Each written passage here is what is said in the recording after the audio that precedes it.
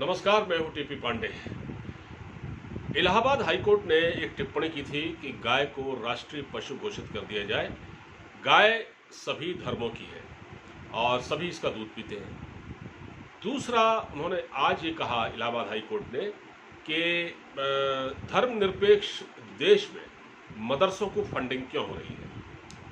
हमारा देश धर्मनिरपेक्ष है तो फिर मदरसों को फंडिंग क्यों हो रही है। एक बात उन्होंने ये कह दी। अच्छा, इससे पहले आपको मालूम होगा कि आग अफगानिस्तान में लगी हुई है, जहां तालिबान ने कोहराम मचा रखा है, तालिबान ने कब्जा कर रखा है। लेकिन बातें यहां पर हो रही थी। यहां कुछ लोग तालिबान की हिमायत करते दिखे, बड़ी खुशियां देखी गई उन लोगों के चेहरे पर। और मैंने आपको जैसे पिछले वीडियो में बताया था, समाजवादी पार्टी के एक नेता हैं शफीकुर रहमान बर्क, उन्होंने इसको तालिबान की जीत करार दिया और कहा कि उसने अमेरिका को खदेड़ दिया। इसी तरह उनके जो बेटे हैं उन्होंने भी इसके बाद बयान दिया। और इसके बाद सज्जाद नोमानी, जो कि all India Muslim personal law board के एक सदस्य हैं, उन्होंने भी ऐसी ही बातें कहीं। उन्होंने भी तालिबान को इसके लिए शाबाशी दी। और अब हम ये देख रहे हैं कि इसके बाद ये सिलसिला थमा नहीं। और इसके बाद हमने देखा कि जमीयत उलमाए हिंद के मौलाना अरशद मदनी, जो कि अध्यक्ष हैं वहाँ के, मतलब जो देवबंद मदरसे देवबंद के हैं और देवबंद जो स्कूल है, इस्लामिक स्कूल, वहाँ से हैं और वो अध्यक्ष हैं जमीयत उलमाए हिंद के। उन्होंने भी क्या कहा? उन्होंने भी कहा कि उन्होंने थोड़ा इस चीज़ से तो हट के बयान दिया, लेकिन ये कहा कि जो को एजुकेशन है वो ठीक नहीं है। को एजुकेशन है वो ठीक नहीं है। हालांकि उन्होंने ये ज़रूर कहा कि हर इंसान को, अपने लड़कियों को, अपने बच्चों को अच्छी तालीम देनी चाहिए, लेकिन को एजुकेशन ठीक नहीं है। तो को एजुकेशन के खिलाफ कौन था?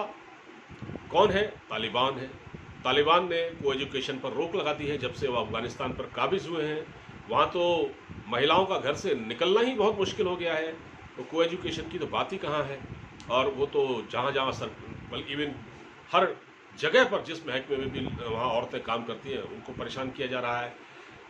तो तालिबान की भी वो सोच है और वही सोच लगभग यहाँ जमीयत उलमाए हिंद की भी है।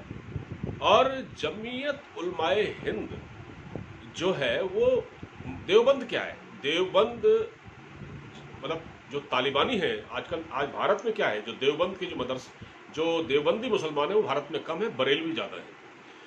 लेकिन देवबंदी बहुत कट्टर है। और पाकिस्तान में तो 36,000 मदरसे हैं जो कि जहाँ से ये लोग निकलते हैं। अब मैं सिर्फ भारत के परिप्रेक्ष्य में ये बात कर रहा हूँ कि जब चुनाव आ रहे हैं, 2022 के जो चुनाव, अब उसकी पूरी तैयारी चल रही है और तरह से हर जगह अभी मैंने सुना है कि आम आदमी पार्टी ने भी 403 सीटों पर चुनाव लड़ने का फैसला कर दिया है। उत्तर प्रदेश में आम आदमी पार्टी पंजाब में भी लड़ रही है, उत्तराखंड में भी लड़ रही है। तो उत्तर प्रदेश का जहाँ तक सवाल है तो वहाँ भी 403 सीटों पर लड़ने की बात कर दी है। तो ऐसे में जो ये तालिबान की बात है, जो ये को एजुकेशन का मुद्दा है, इसी तरह से जो मैंने आपको बताया गाय का मुद्दा है, और इसी तरह से मैंने जो आपको बताया ये जो मदरसों वाला जो कहा है कि ना, हाईकोर्ट ने टिप्पणी की है कि मदरसों मतलब धर्मनिरपेक्ष देश में मदरसों को फंडिंग क्यों हो रही है। इस तरह की जो बातें हुई है, ये कहीं ना कहीं एक तरह से ये मुद्दे कहीं ना कहीं बीजेपी को सूट करते हैं। बीजेपी इस तरह के मुद्दों को उठाती रहती है। तो आपको क्या लगता है कि भारतीय जनता पार्टी को तो बैठे बैठाए मुद्दा मिल गया, और भारतीय जनता पार्टी तो इसको लेकर माहौल लगातार बना रही है। और देखिए, जिस तरह से जमीयत उलमाए हिंद के अध्यक्ष मौलाना अरशद मदनी ने जो बयान दिया, उसके बाद आपने देखा होगा कि बीजेपी के उत्तर प्रदेश के स्पोक्स पर्सन मोहसिन रज़ा और उसके अलावा जो दूसरे जो नेता हैं, ख़ासतौर से भारतीय जनता पार्टी के मुख्तार अब्बास नकवी, इन्होंने बहुत इसकी सख्त आलोचना की है। उन्होंने ये कहा है कि भारत में तो ये बात कही नहीं जा सकती, क्योंकि ये तो संविधान, हमारा देश तो संविधान से चलता है, न कि शरीयत से।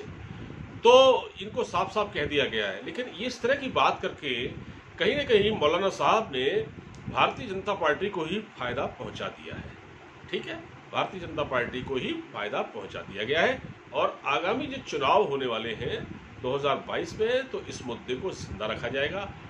और तालिबान का मुद्दा, देखिए अफगानिस्तान में तालिबान जो कर रहा है वो कर रहा है, लेकिन उसकी बात भारत में की जा रही है। भारत में उसके कुछ हमदर्द भी हैं, कुछ उसकी हिमायत करने वाले भी हैं और पढ़े लिखे लोग भी हैं। वो ऐसा नहीं है कि उनके अंदर जहालत है, वो पढ़े लिखे लोग हैं। और देवबंद तो ख़ास तौर से बहुत बड़ा स्कूल है इस्लामिक, बहुत बड़ा उसका नाम है, दुनिया भर में उसकी चर्चा होती है। और जमीयत उलमाए हिंद तो वो संगठन है जिसने कहीं ना कहीं आज़ादी की लड़ाई में भी अपना हिस्सा डाला था। तो उसकी तरफ से ये बात आना तो ये बहुत बड़ी बात है अपने आप में। लेकिन जो बाकी पार्टियां हैं अब वो एकजुट अपने आप को नहीं कर पा रही हैं। जैसे अभी मायावती अकेले चुनाव लड़ने की बात कर रही हैं, ठीक है, एकला चलो वाली बात है। उनको अब अखिलेश यादव पर भरोसा नहीं है। अखिलेश यादव छोटे दलों पर डिपेंड है, उनको गठबंधन करने की जुगत में है छोटी छोटी पार्टियों से।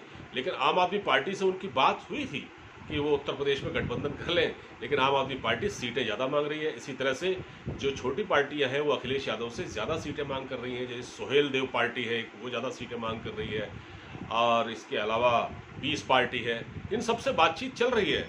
लेकिन अखिलेश यादव नहीं चाहते कि इनको ज़्यादा सीटें दी जाएं। उनके भाई जो हैं शिवपाल सिंह यादव, उन्होंने भी अपनी एक अलग पार्टी बना ली थी, प्रगतिशील समाजवादी पार्टी। तो सुनते हैं कि उसके साथ वो भी अपना इसमें विलय कर देंगे। और शिवपाल सिंह यादव ने अखिलेश से ये भी कह दिया है कि आप अपनी पार्टी में माफियाओं को जगह नहीं देंगे। तो वो नसीहत भी दे रहे हैं, वो पार्टी में शामिल भी होना चाहते हैं। तो मुकाबला भारतीय जनता पार्टी के बीच है और अखिलेश यादव की पार्टी समाजवादी पार्टी के बीच में है। ऊपर से असदुद्दीन ओवैसी हैं जो कि ऑलरेडी चुनाव लड़ने के मूड में है, और उनकी बातचीत हुई थी, अखिलेश यादव से, लेकिन वो बात अभी बन नहीं पाई है। क्योंकि यहाँ मसला है कि मुसलमानों का असली लीडर कौन है, मुसलमानों का सबसे बड़ा हमदर्द वो कौन है। वो अपने आप को समाजवादी पार्टी समझती है, मुसलमान उनके साथ हैं। और ये, लेकिन मैं आपको जो बताने जा रहा हूँ वो ये है कि जो अरशद मदनी का जो बयान है ना, उसके बाद समाजवादी पार्टी काफ़ी परेशान है। क्योंकि जो जमीयत उलमाए हिंद की जो महासचिव हैं, जिनका नाम मौलाना महमूद मदनी, जमीयत उलमाए हिंद के मौलाना महमूद मदनी, वो तो समाजवादी पार्टी से सांसद रह चुके हैं। तो कहीं ना कहीं उनको समाजवादी पार्टी को ये बचाव में आना पड़ा। ये कहा कि ये तो उनका निजी बयान है। उन्होंने एक तरह से को एजुकेशन की मुखालफत कर दी उनके संगठन ने। तो ये अखिलेश यादव को हजम नहीं होता। तो पार्टी के जो प्रवक्ता हैं उन्होंने कहा ये बात कि नहीं, उनका ये अपना निजी बयान है। लेकिन जबकि टीवी चैनलों पर जो जमीयत उलमाए हिंद के जो प्रवक्ता हैं, वो जो वहाँ का जो देवबंद का जो इस्लामिक स्कूल है उसके जो मौलाना हैं, वो जो टेलीविज़न में आकर मौलाना गुलजार आज़मी, वो ये कहते पाए गए नहीं हम तो शरीयत को मानते हैं। उन्होंने एक नई बहस छेड़ दी। तो इस सब से क्या हो रहा है, माहौल कहीं ना कहीं भारतीय जनता पार्टी के पक्ष में बन रहा है। भारतीय जनता पार्टी को ही इससे ताकत मिल रही है, क्योंकि ये मुद्दे उछाले जा रहे हैं। अब हाईकोर्ट ने जो टिप्पणी कर दी गाय को, और गाय जो है बीजेपी का मुद्दा है। ये अलग बात है कि अगर आप गाय को राष्ट्रीय पशु घोषित कर देते हैं, और इसमें भारतीय जनता पार्टी कर भी सकती है क्योंकि उसकी सरकार है, वो चाहे तो गाय को राष्ट्रीय पशु घोषित कर दे। लेकिन असली इम्तिहान तो तब होगा जब एक बार वो घोषित कर देंगे, उसके बाद आपको गायों की पूर्ण सुरक्षा करनी पड़ेगी। जिस तरह से जैसे गाय, जो लोग गो पालक हैं, वो जब गाय बूढ़ी हो जाती है तो उसको छोड़ देते हैं, वो कूड़ा कचरे के ढेर में घूमती मिलती हैं, उनकी कोई देखभाल नहीं होती है ना। तो उसके लिए इनको एक तरह से पूरी तैयारी करनी पड़ेगी। ये चाहते हैं, ये बीजेपी के जो लोग हैं, ये गाय के नाम पर वोट तो मांगते हैं, लेकिन अगर ये गाय को राष्ट्रीय पशु घोषित कर देंगे तो अच्छा होगा। लेकिन चुनौती उसके बाद आएगी। एक बार आपने उसको राष्ट्रीय पशु घोषित कर दिया, ठीक है, लेकिन फिर उसका रखरखाव नहीं किया, अगर आपने उसके लिए चारे का इंतजाम नहीं किया, अगर वो किसी कूड़े के ढेर में मुंह मारती अगर दिखाई दी गाय, तो फिर लोग कहेंगे आपका राष्ट्रीय पशु तो ऐसे विचरण कर रहा है, ऐसे घूम रहा है। तो ये सारी चुनौतियां हैं भारतीय जनता पार्टी के सामने भी, और ये सब मुद्दा उठाया है हाईकोर्ट ने। ऐसे बिल्कुल एकदम इस पूरे माहौल को एक तरह से अब गरमा दिया है। और दूसरा आपने देखा कि जैसे जमीयत उलमाए हिंद की ओर से जो बयान आया को एजुकेशन के मामले में, उससे भी पूरी सियासत गरमाई हुई है। देखते हैं आगे क्या होता है। लेकिन इस पूरे प्रकरण में, इस अब तक जितना ये राजनीतिक डेवलपमेंट हो रहा है, जितना भी ये पॉलिटिकल जो गेम प्लान चल रहा है राजनीतिक, उससे कहीं ना कहीं फ़ायदा बीजेपी को ही मिलता दिख रहा है। नमस्कार।